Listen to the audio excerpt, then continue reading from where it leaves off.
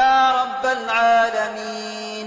اللهم أعنا على الصيام والقيام وغض البصر وحفظ اللسان. اللهم اجعلنا من عتقائك من النار.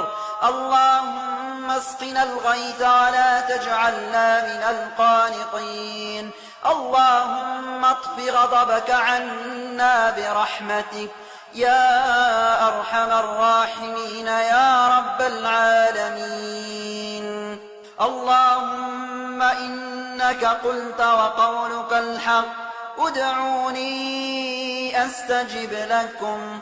اللهم إن هذا الدعاء ومنك الإجابة وهذا الجهد وعليك التكلان. سبحان ربك رب العزة عما يصفون.